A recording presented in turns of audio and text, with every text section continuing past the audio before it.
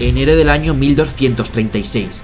Fernando III se encontraba planeando una larga campaña para tomar Córdoba, cuando un mensajero entró corriendo en la sala del trono y anunció que un grupo de castellanos había tomado por iniciativa propia parte de la ciudad. Debía marchar a socorrerlos. Año 1235. Fernando III es el monarca de León y Castilla y tiene un plan a largo plazo, un plan ambicioso que asestará un golpe crítico al Islam en la península ibérica. Córdoba, la mítica capital del califato de Córdoba, que tras la muerte de Almanzor había perdido su importancia y ahora había sido sustituida por Sevilla como la capital de Al-Ándalus. Debía ser cristiana. Fernando había planeado ir cercando lentamente Córdoba y Sevilla, y para ello se había apoderado de plazas como Medellín o Santa Cruz. Una campaña que tuviese como objetivo directo tomar una de las dos ciudades sería una locura, desgastaría mucho al reino. Además, aprovechando que los almohades estaban en plena descomposición, militar por un lado desde la batalla de las Navas de Tolosa y política por otro, había realizado varios tratos con los caudillos musulmanes que empezaban a emerger dentro del imperio almohade. Básicamente era una especie de vasallaje en el que los sarracenos pagaban tributos.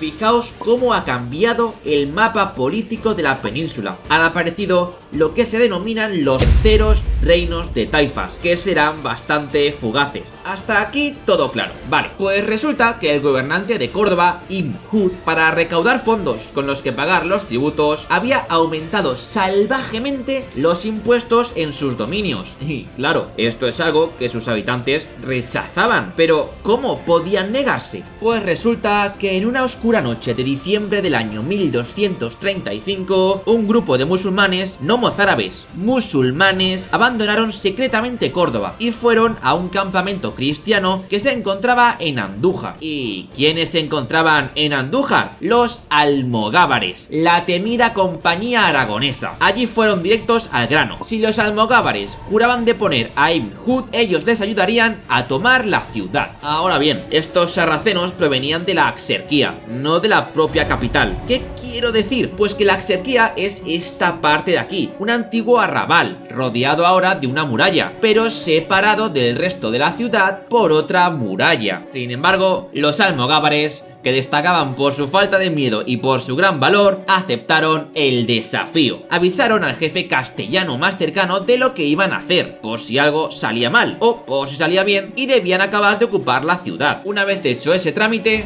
los almogávares partieron esa misma noche, guiados por los nuevos aliados sarracenos. Sin hogueras y sin apenas luz lunar, arribaron a las murallas de la Axerquía. Pusieron escalas contra los muros e inmediatamente comenzaron a escalar las murallas. Cuando un centinela los veía, se les acercaba y les decía: yo soy de aquellos que tú ya sabes. Es decir, que estaba con ellos y no daría la voz de alarma. Sin armar escándalo y solo acabando con aquellos que se oponían a la conquista cristiana, lograron tomar la Axerquía. Al amanecer, los cordobeses vieron atónitos que las banderas que ondeaban sobre las torres no eran almohades, eran castellanas. Inmediatamente, toda la guarnición de Córdoba, muy superior en número a la aragonesa, puso a su vez sitio a la Axerquía, de forma que aragoneses y sarracenos rebeldes quedaron atrapados en su interior. Como pudieron, enviaron un mensaje al rey Fernando, que se encontraba en Benavente. Había una hueste cristiana atrapada en Córdoba y necesitaba ayuda de su majestad para salvar la vida y rendir la ciudad. Fernando III, al recibir la noticia, se puso inmediatamente en marcha. Convocó a todas las mesnadas disponibles del reino, pues era consciente de que si Ibn Hud, que en esos momentos se encontraba en Murcia, partía a Córdoba, podría tener lugar una batalla que se convirtiese en una derrota de la cristiandad que retrasase décadas el avance hacia el sur.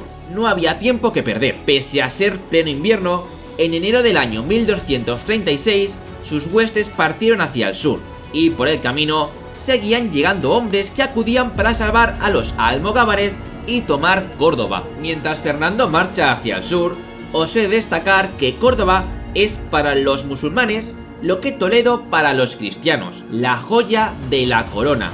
el referente religioso e histórico, Toledo por los visigodos y Córdoba por el califato omeya de Córdoba, de ahí su importancia. Y antes de que llegue, te invito a suscribirte al canal y a considerar hacerte Patreon del canal para acceder a vídeos exclusivos, como Jaime I, Julio César o la conquista aragonesa de Sicilia. ¡Vamos, caballeros! Que tenemos que llegar a los 150.000 suscriptores. ¡Uy! Fernando III ya ha llegado, vale. Continúo. El 7 de febrero del año 1236, Fernando III tuvo ante sí las murallas de Córdoba. Recibió la noticia de que Ibn Hud había partido de Murcia con un gran ejército para rescatar Córdoba, y si lograba llegar y reforzar la guarnición, el asedio sería imposible y la exarquía se perdería. ¿Qué hizo? Pues envió un contingente de tropas a la torre de Calahorra, que estaba defendida por un pequeño grupo de sarracenos. Estos no pudieron oponer resistencia y en cuestión de minutos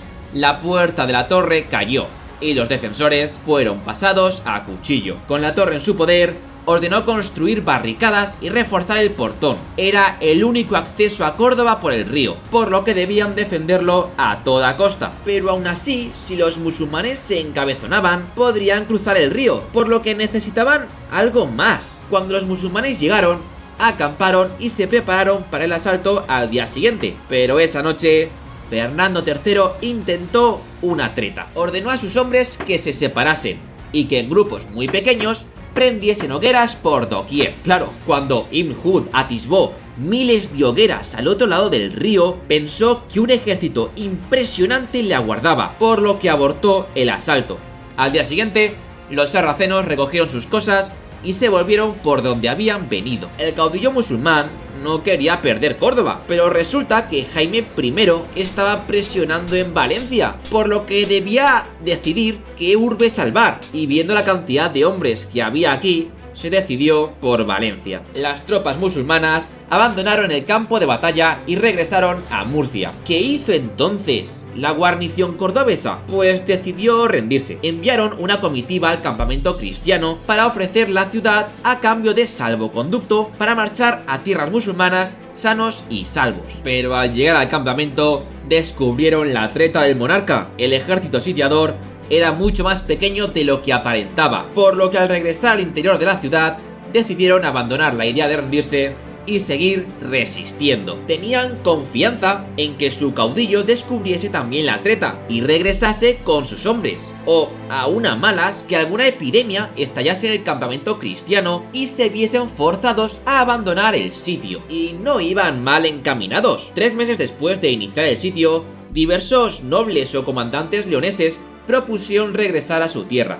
Ya sabéis, llega el verano y el campo necesita a gente. Además, mantener a un ejército en campaña es caro, muy caro, por lo que cuanto antes acabe, mejor. Sin embargo, Fernando III tenía fe en su cometido y pese a las peticiones de su círculo, decidió mantener el sitio. Finalmente, el sábado 29 de junio del año 1236, casi 6 meses después de que los almogávares tomasen la exarquía, Córdoba se rindió. Parte de la nobleza cristiana intentó pasar a cuchillo a los musulmanes de la ciudad, pero Fernando III, siguiendo el ejemplo de sus predecesores, respetó las vidas de los cordobeses. Los habitantes pudieron salir vivos, con todos sus enseres, y fueron escoltados hasta tierras musulmanas. Al día siguiente, el 30 de junio, Fernando III hizo su entrada triunfal en la ciudad. Vale, ¿os acordáis de Almanzor? En el último capítulo os comenté que había saqueado Santiago de Compostela y obligado a cristianos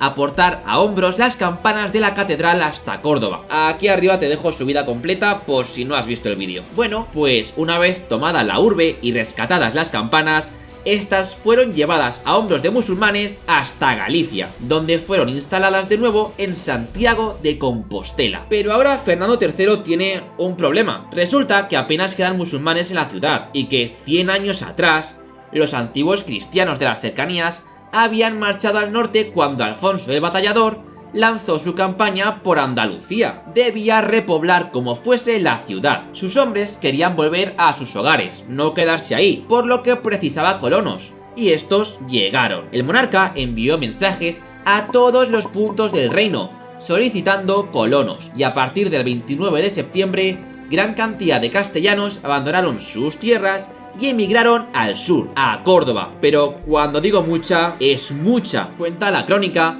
que llegaron tantos colonos que faltaban casas para acogerlos a todos. De hecho, pronto estalló una hambruna y el rey tuvo que enviar oro y comida a la ciudad para poder mantener a la población. Además, organizó el territorio para, literalmente, que no quedara campo sin cultivo ni hombre sin pan. ¿Y qué supuso la pérdida de Córdoba? Fue un golpe brutal para el Islam. Pensad, como dije antes, que fue la capital del Emirato de Córdoba, posteriormente del Califato de Córdoba. Era un símbolo para el Islam, un ejemplo de la capacidad expansionista del Islam. De un plumazo, a causa de una traición por los propios musulmanes, la ciudad había caído. Tras la caída de Córdoba, diversas ciudades se rindieron ante el monarca de Castilla y León, mientras que otras tuvieron que ser sitiadas o asaltadas. Una tras otra, Osuna, Montoro, Lucena, todas serían gobernadas por la cristiandad. Solo queda un objetivo de los dos que se había planteado Fernando III, Sevilla. Pero esto, damas y caballeros, lo veremos en el próximo capítulo.